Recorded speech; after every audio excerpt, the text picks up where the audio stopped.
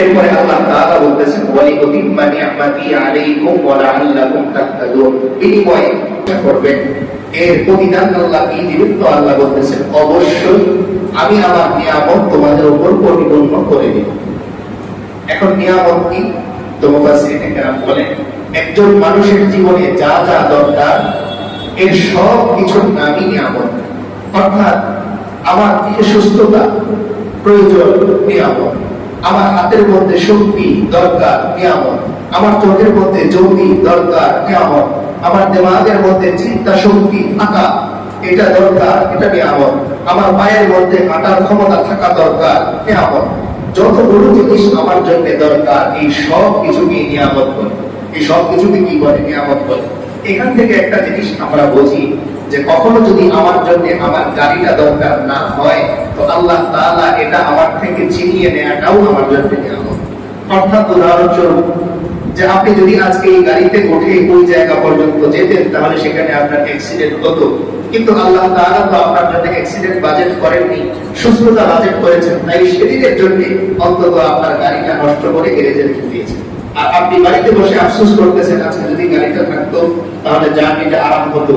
কিন্তু আল্লাহ তাআলা পরোক্ষভাবে বান্দাকে এই কথা বোঝাতে চান যে ও বান্দা, তুমি তো চিন্তা করতেছো তোমার গাড়ি থাকলে সেই জায়গা পর্যন্ত আরামে যেতে, কিন্তু আমি আল্লাহ জানি ওই জায়গায় আরামে যাওয়ার পর দুর্ঘটনার শিকার হয়ে তুমি বাড়িতে 3 মাস পরে থাকতে।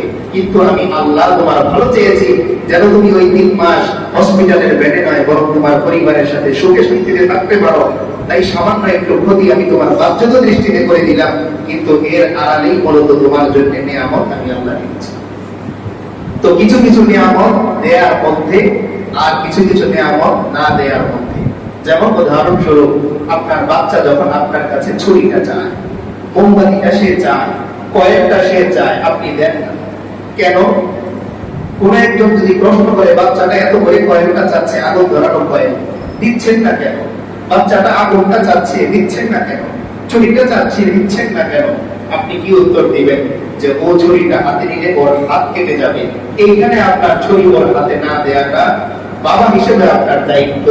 ওর হাতে কিছু কিছু জিনিস না দেয়াটা তোমার বাবা হিসেবে নিজের দায়িত্ব মনে করো। আমি আল্লাহ এরকম দুনিয়াতে কিছু কিছু জিনিস তোমাকে না দেয়াটা আমার দায়িত্ব বলে মনে করি বলেই তোমাকে আমি সেই নিয়ামত দিই। আমি তো চাইতেছি যে আল্লাহ আমি যেন এই গাড়িটা ধরতে পারি, কিন্তু আল্লাহ তো দেখতেছেন যে বাজেটে আছে এই গাড়িটা অমুক জায়গায় গিয়ে খাদে পড়ে যাবে, আর আল্লাহ আমার বাজেটে রেখেছেন আমি খাদে পড়বো না, তাই আমাকে বাড়িতে রেখে দিলেন, টিকিট মিস করালেন, আর সেই গাড়ি ঠিক খাদে পড়লো কিন্তু আমি খাদে পড়লাম না। কিন্তু এরপরেও আমার বুঝে আসে না যে আল্লাহ তাআলাই যে আমাকে কি করেছেন, বাঁচিয়েছেন। তো আল্লাহ তাআলা পুরস্কার হিসেবে বলতেছেন যে অবশ্যই আমি আল্লাহ তোমাদের উপর কি করে দিব? নিয়ামত পূর্ণ করে দিব। অর্থাৎ তোমাদের যা যা দরকার সব কিছুর ব্যবস্থাপনা আমি আল্লাহ করব। এবং ওয়ালা আল্লাকুম তাহতাদুন, আরো একটা সংবাদ হচ্ছে যে তোমরা সঠিক পথ পেয়ে যাবে। সঠিক পথ পেয়ে যাবে। দেখেন দুনিয়াতে একজন মানুষ লম্বা সময় চাকরি করতেছে, সে ব্যবসা বাণিজ্য করতেছে, কিন্তু শেষে যদি একটা বড় লস খেয়ে সে সব হারিয়ে ফেলে তাহলে তার এই 20 বছরের শ্রম পুরোটাই বিফলে চলে যায়। তো ঠিক তেমনি একজন মুসলমানের জন্যও সে সারা জীবন ইবাদত করলো, নেক আমল করলো, কিন্তু মৃত্যুর আগ মুহূর্তে সে লোভে পড়ে হোক, চাপে পড়ে হোক, একটা শিরক আল্লাহর সাথে করে ফেললো, এই মানুষটার জিন্দেগীর সব আমল কিন্তু নষ্ট হয়ে যায়।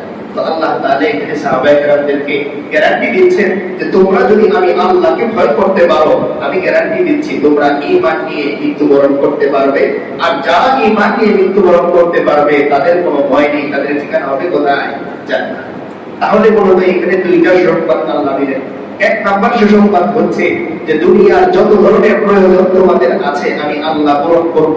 2 নম্বরে আখিরাতের যত প্রয়োজন আছে এগুলো আমি আল্লাহ পূরণ করব। এই পুরস্কারটা কিসে? আল্লাহকে ভয় করা। তাহলে আল্লাহকে ভয় করার পুরস্কার আমরা কয়টা পেলাম? 2টা। 1 নাম্বার পুরস্কার আমার দুনিয়ার এই জিন্দেগিতে হায়াতে যত জিনিসের দরকার আল্লাহ তাআলা দিবেন, আর 2 নম্বরে আখিরাতে আমার যা যা দরকার তাও আল্লাহ দিবেন। এখন একজন মানুষের দুনিয়ার আখিরাতের বাইরে আর কিছু নেই। তার মানে আমি যদি আল্লাহকে ভয় করতে পারি, ভয় করার মতো, তাহলে আমার দুনিয়া এবং আখিরাতের সমস্ত চিন্তার জিম্মাদারি কে নেবেন? আল্লাহ তাআলা।